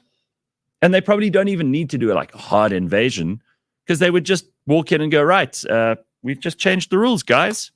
And the Taiwanese will be like, don't shoot. This has happened this week. Sure. This world is insane. What a time to be alive. People say that, but they don't know what they're saying. It's the best time to be alive. So Slippery Pickle says superconductors, not the microchips themselves. I stand corrected. You're exactly right. That's spot on, Slippery Pickle. Keep me honest. The stock is called NVIDIA, and it's going crazy because they're the only superconductor chip manufacturer in Taiwan. Correct. So make hay while the sun shines, everybody. Louis says, Gareth, please look slightly to your left. That is the camera we see you from. Okay, I'm going to stare at you until it's really uncomfortable. All right. I'm just going to look at you, and then I'll go like this. Yeah. How's that? You like that more? Huh? Is it freaking you out yet? Ew. You came here to watch that? You freak. All right. So we've decided Leigh-Ann won't get a hook. I'm glad. I was so worried. That was all they had in the 1800s or before, a hook. Well, that would have been the best thing to have. Now they have extra thumbs. Yeah. Great. That's if, you'd lost all your fingers or your whole hand, you'd have a hook. But I know many people who have half a finger or no finger. Butchers. Those. A lot of butchers. Also, a friend of mine. Next time you go to the butchery, say to the guy, "Hey, hi," and if he goes hi, no, go hi until he eventually shows you his hand. And there's always like one missing finger or something. Well, there's my friend's dad, who we call him Bisto Fingers, because he lost his in a Bisto factory. Oh no! Did you manage to get your ink off? Speaking of I'm hands, actually sitting. It's annoying me. I still got some on my nail. I got most of mine off. And it just needs a little buff, and we'll be done. Yeah, I got mine off the day after. Yeah, someone told me that they would have arrested people if you tried to do it on the day. Yes. I mean, if you tried to do it and you tried to vote again, and they found it, then they could arrest you, right? Yeah, 100%. That's what you should do it in a voting situation on election day, and you should have to show your ID like we do in this country, not like in America where but that's all like digital. Mail in your vote. I mean, that's insane. I like how some parties were calling for people were calling for a manual recount. In the meantime, that's how we count our votes. We do a manual. We did a manual count, you dummies. Do a manual recount as well. Mm-hmm. But some people have kind of these sensory issues. They don't like having something drawn on them. So that's so they would not be at the front of the line for a tattoo. No, 100% not. Hermine says, I knew a surgeon who lost his index finger. He used to freak students out by pretending he just cut it off in surgery. Slip of the knife. If I had a missing finger, or if I had to have one amputated, you would think up a big story. And I'd have it put in a bottle, and I'd carry it around with me. Oh, my and then word. I'd just casually put it on the table and say, I'm still in the room even when I leave. That finger's taking notes. That is so creepy. And then it's like the finger from what's it called? Adam's Family. Adam's Family. Yeah. I love that. But so there's another person I know without one of his fingers. It's my uncle. He lost his in the printing factory. In the guillotine. Jesus. Katring. And sure. Then talking about stories in primary school, my bus driver didn't have a middle finger, and he didn't have a lot of teeth either. And I said to him, "What happened to your finger?" Because when you're a kid, you just ask. Like, "Fuck you!" No, he said because he couldn't say it with his hand. I was pulling a zap outside my bus and at my friend, and he came past, and it broke my finger off. But you can just tell it's a story to scare the kids. So you would have like a scary. Well, if it's your middle finger, leave it in Parliament, says Slippery Pickle. I would apparently, because again. I think we discussed this when I did it, but I was slicing an avo and cut my finger. And then I did it again like 2 years later, like an idiot. Yes. But the doctor told me that she's dealt with a lot of people who cut their fingers and she's had to do amputations and all that kind of thing. Apparently, this is the best finger to lose, your index finger. Because this one the middle finger can learn to do all the fine stuff that requires, like fine motor skills like painting or writing. The middle finger can learn that stuff. But these two, the ring finger and the littlest one, they are essential for a grip. You can't grip things properly if you don't have those. Yeah. So if you're going to lose a finger, everybody, if you get to choose, like let's say you get kidnapped by Al-Qaeda and they say, "I'm going to cut your finger off, infidel. You don't tell us where the bombs are." And you're like, "I don't even know what the bombs are. We cut your finger off. Okay, fine. Let it be this one." Yeah. Then that's the right decision. Or you would need to say to them, any finger but that one. Because then they'll go for that one. Yeah. You've got to use a bit of reverse I need this psychology. one the most. Yeah, that's right. Because you're dealing with terrorists. But also the two that I damaged are the two that you use to wipe. Nice, Leigh-Ann. Yeah. That's great. Now we can stop that conversation right there. I don't want to know who helped you.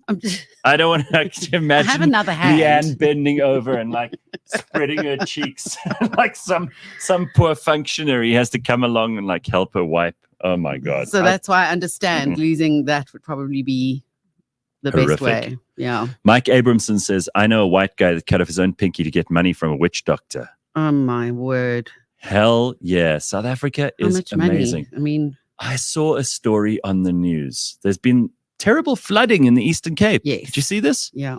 And they crossed to the reporter on the bridge, and he's like, well, we're standing here and the rain has been coming down, and as you can see, the river behind me is flooded. And there's a dude in the background with a stick trying to unblock the pipes under the bridge. And he's wearing a rubber duck, a yellow rubber duck on his hat. No. Yes. What? And they go and they interview him in Isxhosa, and he goes, because that's how he sounds. He sounds like Gwede Mantashe.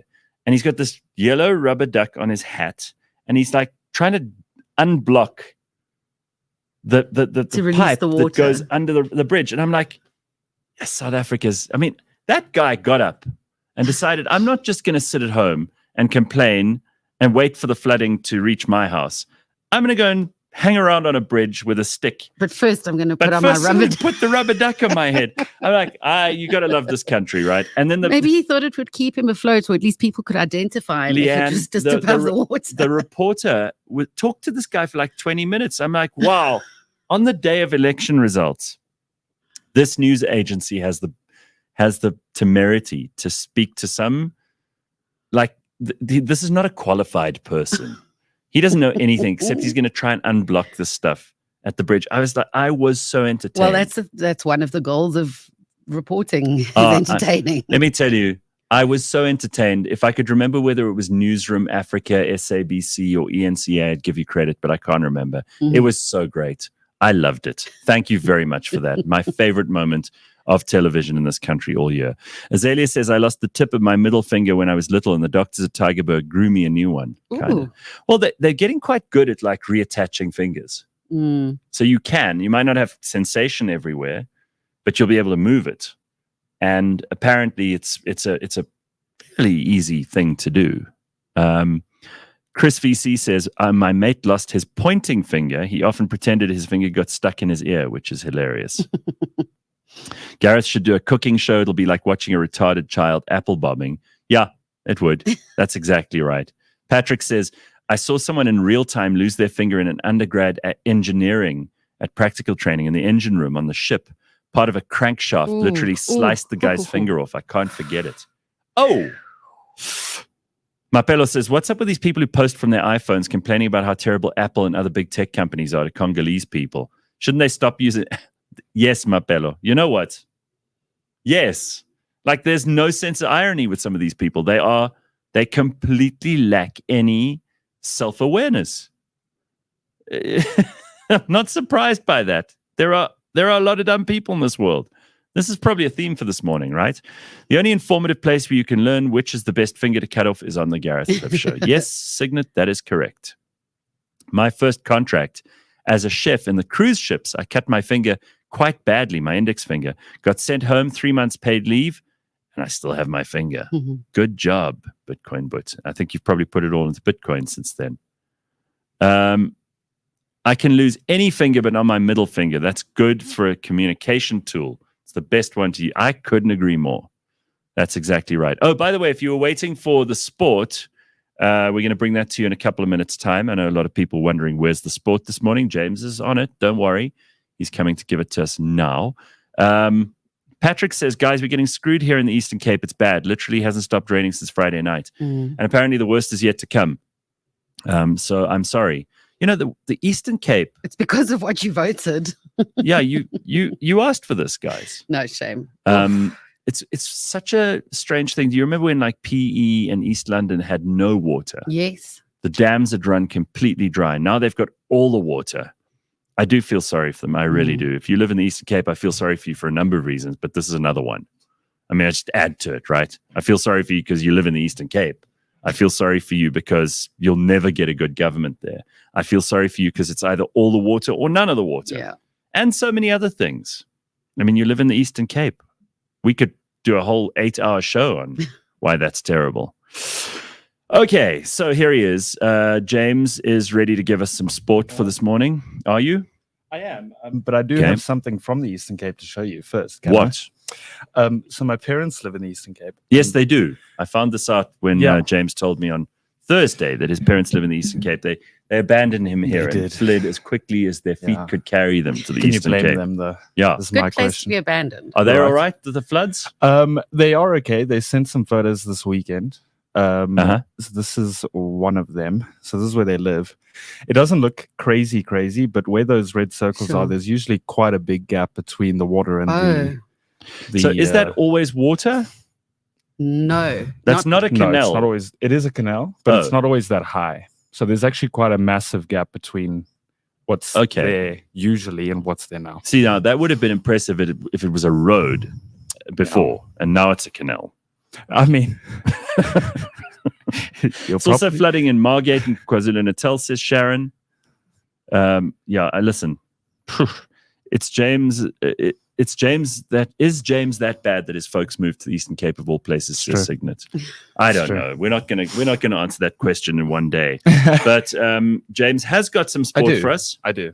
And this is where we check in on the results beyond the scoreboard over the weekend with super bets. What do you got for us? We're going to start with some of the local football. Nedbank Cup final. Pirates beat Sundowns this weekend.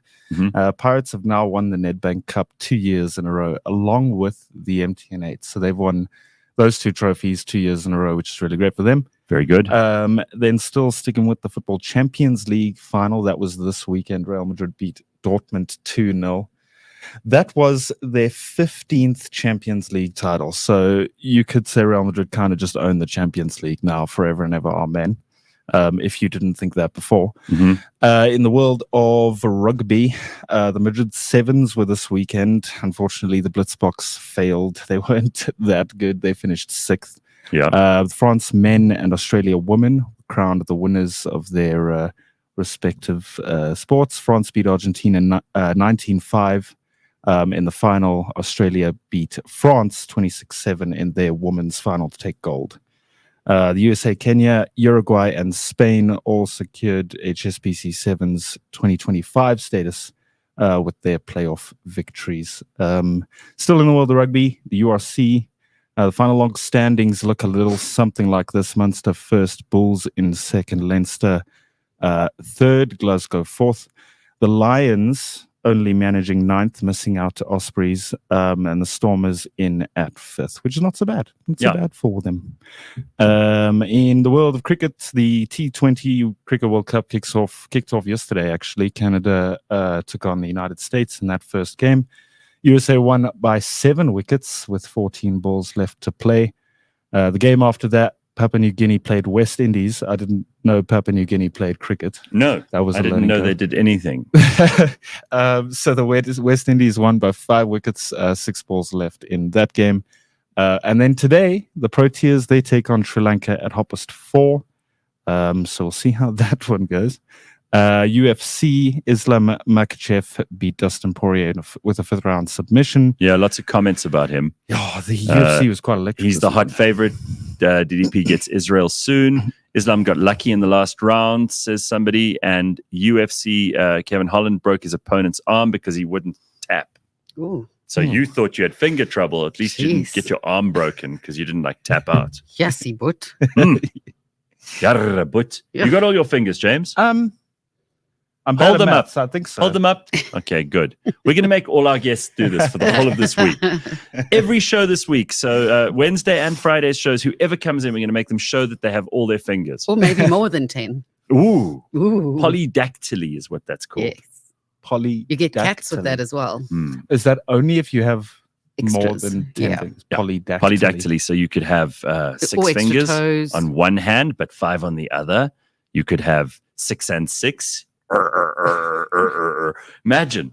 I'd love to meet someone with extra fingers. But sometimes they're joined. You can get them to imagine all the things that they could do faster than those of us with only 5 fingers, like fixing little things. And this is why I want the thumb. Do you guys know any polydactylian people? No, I don't. I wish I did. Well, there was Marilyn Monroe. She had an extra toe. That would have been a better song for Elton John to sing than "And it seems to me you lived your life like a candle in the wind." He should have rather done "And Marilyn Monroe with your extra toe." I mean, it would have rhymed better and everything. Fuck. What a waste. Okay. Close it off the sport. Djokovic, he won a 5-setter to go into round 4. Yes. And top seed Iga Swiatek. That was at Roland Garros. Correct. Roland Garros got quite exciting though. The fastest win of Iga Swiatek's career, 6-love, in 40 minutes. She won a game there, which is kind of crazy. And I think that is the sport. Well, that's good enough for us, James. It's okay. Super Bets, who you can go and place your bets on. I didn't see anybody saying that Ben had helped them win money this weekend. Oof. If you won any money because of Ben's tips on Friday, then let us know. We want to know all about it. My life has no purpose because there's no football now. So your life has no purpose. Yeah, because there's no football. Someone said in the comments that if my child supported Liverpool, I'd also move to the Eastern Cape. That's hectic. Yeah. But I don't understand that. I mean, like, I've never been a fan of any kind of sport to the extent that my life would, and I know you're being sarcastic, but surrender purpose because my team isn't playing. I mean, where? You really need to find another hobby, James. It does. Think about it this way. It's 2 hours of my life on any given weekend day. When that's not there, I now have to figure out what to do for 2 hours. Well, maybe you can develop a skill. Maybe you can grow an extra finger and fix small electronic devices. I'm with you. Get into tennis and golf and Didn't you hear what Dr. Hanan said? He wanted to be a great tennis player. You've still got time. 27. Go on. A little bit of time. Man. Take a paddle, but everyone's doing paddle, but go on. Paddle's the best, man. All right. Super Bets, of course, supports responsible gambling. Strictly no under 18s. Winners know when to stop. The South African Responsible Gambling Foundation's toll-free counseling hotline, 0800 006 008. And if you did win over the weekend, let us know about it. That's always cool because then we can hear about how much you got. It's very exciting. Okay, so Leigh-Ann has got a disturbing story about old people. You know? I do. These old people, just when you think they haven't embarrassed themselves enough by living far too long. Well, just on that note, a new life expectancy study has been released in Holland. No. How long are we going to live now? Well, for women, the oldest age that they can live up to 120? 115.1 or something like that. Too long. It's so long. Too long. So long. But anyway, I mean, these two guys, so this is in an old-aged facility, in a nursing home here in Northwest Province. In South Africa. In South Africa. So whatever embarrassment stems from this story, we've got to own it. It's us. What did these old fuckers do? These two have been arrested. Now, the duo are aged 75 and 92. They've been arrested for murder. Yes. They apparently were hobbling through the home and bumped shoulders with someone. And this guy started shouting at them. So these two got together, the 75-year-old and 92-year-old, and with their crutches beat him to death. Whoa. That's like, you know, when you would go out and someone would bump into you in like a bar or a club or a pub or something, and you'd be like, oh, sorry. Yeah. And instead of that, they're like, what were you walking? Yeah, what you doing? Get out of my way, you asshole. Oh. Like, and this happens in an with your old eyes age open. And this happened in an old age home. And the old people, these two ganged up and killed him with their crutches. With their crutches. The nursing home is in Jericho Village, little village. The police report said the victim bumped into one of the suspects as he was leaving the bathroom. The suspect retaliated and hit the victim with his crutches. The second suspect joined in and also assaulted the victim. And this guy was declared dead when he was taken to hospital. Major head injuries. How awful. Anger management. But old people being so aggressive. Because you don't have any, much testosterone driving that anger at that Where's age. that aggro coming from, old people? Really? So angry. What kind of a home is this as well? I mean, do they have like barbed wire keeping the people apart? It sounds like C-Max. Well, they obviously do gun searches because he sounds like the type that would have pulled out his gun. And the guy bumped into them. He just bumped. That's all. It's not like he was busy cheating on. No, I mean everyone's walking a little bit unstably. Holy hell! Goodness the Northwest is really. I mean, listen. When you go past Krugersdorp and you keep going, shit gets real, hey? Wow. what's it called? The Jericho Old Age Home. Jericho Village nursing home. You guys have got some explaining to do. Ooh. So they'll be appearing in court today in the Brits Magistrates Court. You know, they're going to have to be wheeled in now that their crutches are broken. Yeah, Basit Sana says, goodness gracious. I think that's exactly my opinion. Goodness gracious. Too much Viagra in the old age home. Boner rage, says Mo Rabbit. Wow. I don't think that was it, though, because it doesn't sound like it had anything to do with like amorous or, affectionate attention of any kind. Unreal. Gun-free South Africa, says Richard Lemmer, should change their name to Crutch-free South Africa. Jeez. Let me tell you don't expect someone with a crutch to beat you to death, especially at advanced age. How old was the oldest one? 92. 95. 90. If you're in your 90s and you're getting violent with a crutch, I wonder what kind of a life you had. 92, you're right. 75, 92. 92. How shameful. Imagine being that angry still at 92. Wow. Unreal. Okay, so here are some other stories that you need to know this morning, because we can't let you go into the day without knowing the important stuff. The rise of streaming has resulted in a decline in cinemas in South Africa. Surprise, surprise. Surprise, surprise. So I don't know how they didn't see this coming. When last did you go to the movies to see a movie? Ages ago. I can't remember when. South Africa's cinema landscape is facing a harsh reality. While the global cinema market thrives, that's also unexpected, frankly.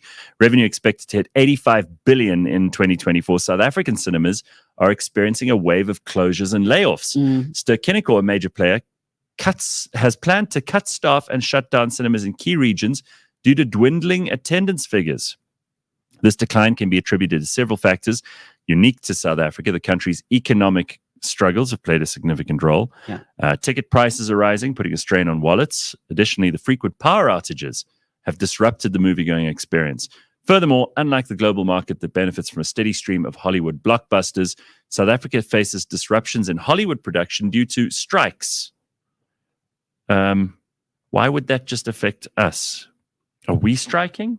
Yeah, who's striking here? I mean, I get the load shedding thing, the economy, that I get. But apparently the OTT streaming industry, over-the-top streaming industry, is the largest on the continent, generating billions in revenue.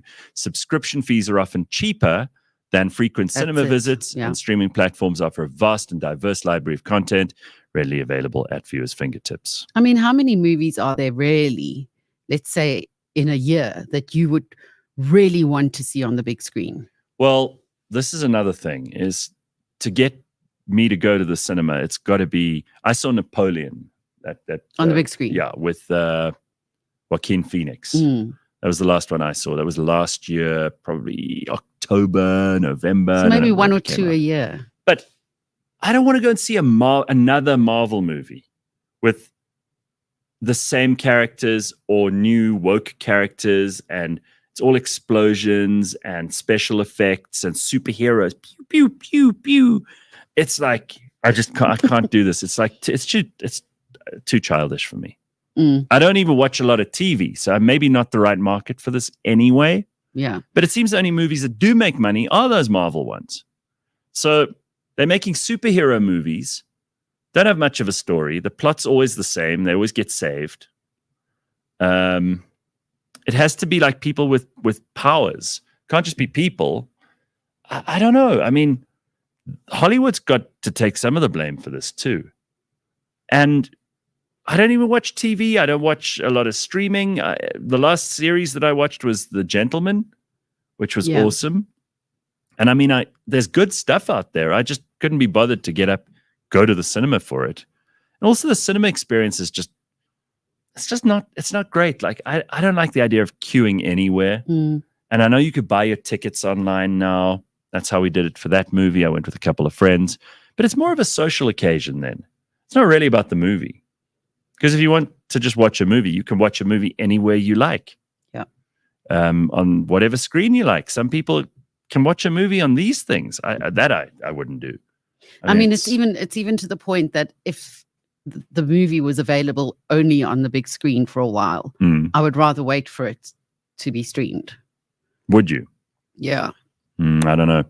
Azalea says, I just realized my kids have never been to a cinema. See? Shame. No, it's a great experience for, I'm sure everyone's got to experience it every now and then. It's also, you know what, teenagers, if you think about them, they want to get out of the house. They really do. So it's nice for them. Yeah, and they want to mess around in the cinema as well. Yes, get into each other's pants. Carl says, you know what doesn't happen when I watch a movie at home? Some poorly behaved kid doesn't kick my chair for 2 fucking hours. That's also true. Yeah, other people. See, I think other people are the problem. Yes. Because if you go to the movie and you're sitting there and someone's...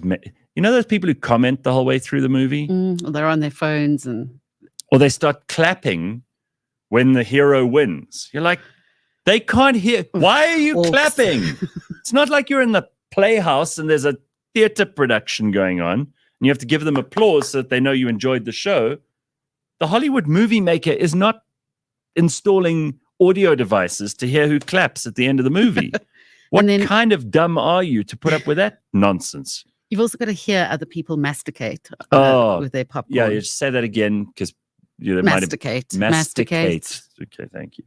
Yeah. The eating of the popcorn and the constant and the putting the hand into the popcorn and please, who needs it?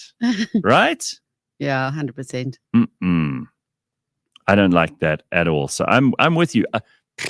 Again, I might not be the target market.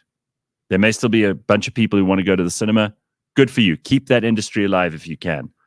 But otherwise, just another casualty of a world that's changing, you know? Hey, Kodak, great business model for the 2020s. Nokia, how are you doing? Huh? Want to name any other brands? Let's go. My first cinema experience was in 1996, watching Dr. Dolittle, said Bitcoin Butt. My mom used to drop myself and my friends at Santa to watch movies in the holidays. Then we'd go to Milky Lane. But that was half a century ago, says Donna. It's nice memories. It is. Going to go to Milky Lane and see movies. It was so much fun. I remember rose-tinted glasses. Hey, listen, Yeah. I've got a brilliant thing to show you, just to prove how unobjective humans are. So I shared this with a bunch of my friends because you're always saying, "Oh, this is, movies are shit and music is shit. And it was much better when we were young." So these are graphs, and I don't have to show you. I'll read what it is. But it turns out that people just think everything was better when they were 15 to 25. Everything's better for you when you are 15 to 25. Right now, the people who are 15 to 25 go, "This is the best time ever." Again, I'm an anomaly because I've been saying that it's only getting better. The world's getting better. Life is, it's crazy, but it's getting more and more fun. There's more to do. There's more reasons to be alive, to be excited to be alive. But most people, when do they think the most close-knit communities existed? When they were between the age of 5 and 25. Then it all goes down. Oh, everything's gone to hell. You know how people are? So this doesn't matter which generation. No, this is an age thing. Okay. The most moral society.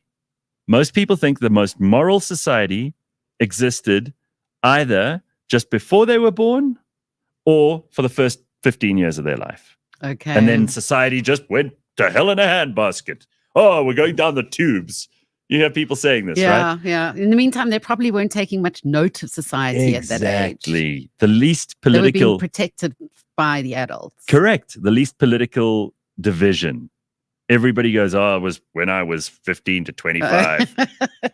The most reliable news reporting. This is so biased. People are like, "Well, when I was about 10, I remember the news was trustworthy." Only because you knew nothing different. Yeah, you idiot. The best music. Everybody surveyed with almost no exceptions. There are a few at the end. It's not even a bell curve. It's like this. 20. 15 to 20. Best music ever, right? Best radio, best fashion, best economy, best movies, best television, the best sporting events. and the best cuisine. Oh. Even the cuisine has gone downhill. Do you remember when you could only get tomato sauce as a condiment? Yes. That wasn't so long ago. And people go, no, the food was much better when I was a kid. No, it wasn't. It really wasn't. Guys, we didn't have choices. I mean, like, everything tasted the same. Oh, you know what I tasted for the first time? What? I don't know if you've seen, you're not really into food, but you get a Biscoff spread. So Biscoff is a biscuit that isn't available here. You can if you buy like an imported version. And there's a Biscoff spread that's almost like a peanut butter. It's $100 a jar or more. Oh, yeah. Decided to splurge on that. And wow, it's probably one of the most delicious spreads I've ever tasted in my life. It's a problem. I'm going to have to budget for it. I'm excited for you. That's nice. You discover something you really like. And I'm not aged between 5 and 15. Good. I'm back on the black coffee only. Don't eat until lunchtime. Get some exercise, because I looked in the mirror again the other day. I'm like, you're getting fat again. Stop being fat. So I'm working on it, okay? I'm getting there. I'm going to use winter as my time to consolidate. Get your bikini body ready. So I can walk around in the bikini. You know me. Can't wait for that. Sanela agrees with me, though. I think life has gotten better. I was a rock star in my 20s. Now I'm a rock star with a lot more sense. Today is the greatest day I've ever known. Sanela, you and I, you look twice. Are you twins? Are you together? Are you together? You look twice. Someone asked me in the office, because we've got 3 different generations in the office. Yeah. And said to me, Gen Z said to me, when is your favorite decade been? Yeah. Your favorite time of life? And I said, after I got divorced. I said, you'll see. When you're in your sort of early 30s and you've just got divorced, it's the best time of your life. No, now is the best time. I mean, here we go. The best music is now, says Bitcoin Boy. Kendrick Lamar calling Drake a pedo is now the hottest song. Right. Right now, people. Be grateful for now. Now is the best time. You will never have a now again. You know what the weirdest thing is? Dr. Hanan was saying this earlier. It's like you change, right? And life dents you and molds you. And you're not the same person that you were when you were 20 or 30 or whatever else. And you realize also, I mean, there's that old Deepak Chopra truism, which is probably correct. I mean, I don't know if any scientist's ever been able to accurately map this or not, but there isn't a single atom in your body that was there at the time you were born. Sure. Because you're constantly trading atoms with the universe, right? So you may have the same organs in your body. You may have like parts of you that have been there for a long time, your nerves, the structure of your nerve cells, but the actual atoms inside are constantly being exchanged, right? Blood flow, respiration, all of that stuff. So you don't have a single atom in you that was there at the time that you were 5. Sure. Which is pretty incredible. Because then what are you? What is the stuff in between? And it doesn't surprise me that people think, life was better then, because you're actually relating to a whole different person. It wasn't you. Yeah. It actually physically wasn't you. And the mental you is a totally different person to who you are now. You've become maybe more optimistic, less optimistic, more cynical, more wise. The things that excited you at 15 are not the things that excite you anymore, maybe. So yeah, embrace it, man. I think it's exciting. Yeah. The whole thing is just, it's a roller coaster. I hate to sound like those cheesy motivational speakers, but it's a journey. So get on the roller coaster. That's all I'm going to say. Yeah. I won't say music is the best now, but I'll take the be grateful for now message, says that Don Kidde. What a great name, by the way. That darn Kidde.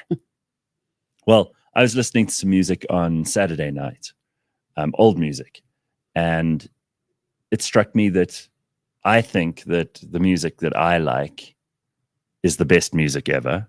But then my parents thought that about their music, and someone who's 12 now thinks that about now.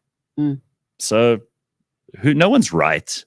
It's when how are you going to argue this is a taste thing? There's no accounting for taste. But also, when you're older, you do listen to new music, but it doesn't sound new anymore because somewhere along the line you've heard something similar. So you've become jaded, in other words. Yeah, well, I haven't. But when you're that young, you're listening to everything for the first time. What kept me engaged in music for a lot longer was the fact that we had to play it every day on the show when we were doing music radio. So I was up to date with what was going on, and I liked the music because I was playing it every day and I was exposed to it, right? So it forced me to not be stuck in, well, my music from my generation was the only good music. So I don't think I had that attitude. I developed quite an eclectic music taste as a result. I still have. I'll listen to classics and then I'll listen to rap. And I don't think that's weird at all. Some people would go, there's something wrong with you. No, I'm the same. Time to hit the podcast. I'm late to the party. It is sad what happened in Uitenhage, my old town, says Ricky Lowe. What happened in Uitenhage? Uitenhage? Yeah, what happened there? I mean, apart from the floods, we know about that. I think it's floods. I think it's the floods. I'm sorry, Ricky. But aren't you lucky you got out of Uitenhage? And then guess what? You were talking about food just now. This is interesting. Time Out? Yes, Time Out. Time Out has released its latest list of the world's must-visit destinations for food. Ooh. And guess which place ended up on the list? Are they cities? Mm-hmm. Around the world? Mm-hmm. Is it South African? So Cape Town? Naples, Italy, the undisputed champion of pizza, right? Oh, yes. And apparently, following Naples, Johannesburg, South Africa bursts onto the scene at number 2. It says, Josie boasts a vibrant food scene reflecting its diverse cultures. Think fragrant Ethiopian stews, hearty Nigerian dishes, and of course, local South African favorites like the kota sandwich and the bunny chow. For those seeking a taste of South American flair, Lima, Peru takes the number 3 spot. So that's pretty good. We'll take it, right? Joburg never gets any love. Cape Town gets all the attention. Cape Town's like the pretty child with a brain and is very fastidious and conscientious and gets everything right. And we actually use our Ria Vaya buses and all naturally beautiful. And everything's great, and we can go up the mountain or we can go down to the sea.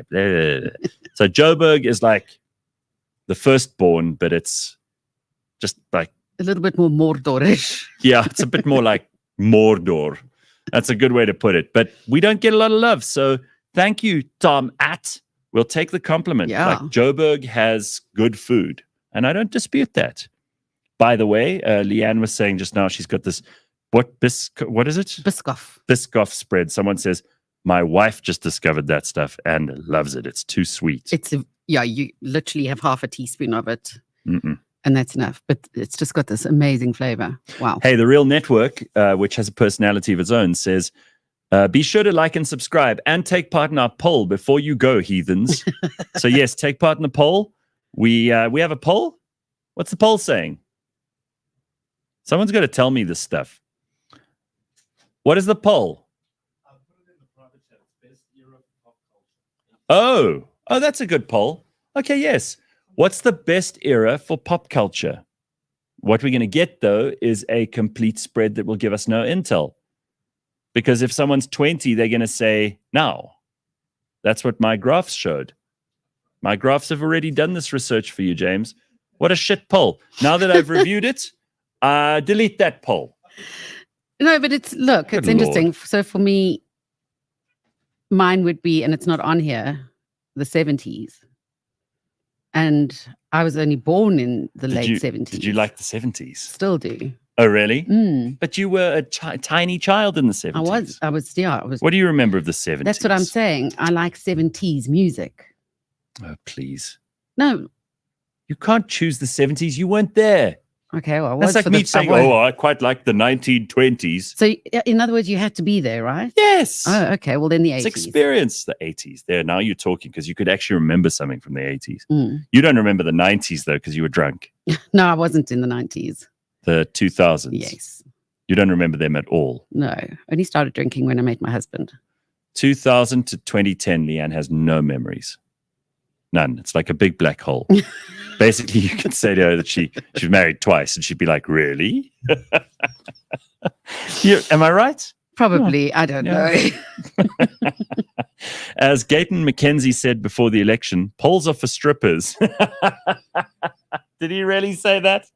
Listen, a word of congratulations to Gayton, because he has been one of our most fun guests in this election build-up. And hey, you did well, dude. Like, not bad. You got more seats than Rise and Bossa and the UDM. Yeah. And the South African Christian Democratic Party, ACDP. You got more votes, more seats than all of them put together. And this is your first proper national election. So respect. Nice job. I like it. Okay. Now that we've finished with the election, not a lot of politics for at least the next couple of weeks. Can we promise? We'll do a minimum of it. It's going to happen with coalition talks. I know. We got to cover a little bit of it, but we're not going to do it every day. All right. I much preferred talking about you getting a hook for a hand. Yeah. That to me was way more fun. Yeah. So let's get on with it. Tomorrow. Tomorrow's Tuesday, so we don't have a show, but Wednesday. How about that? Deal? Nice. All right. Excellent. See you on Wednesday, everybody. Have a great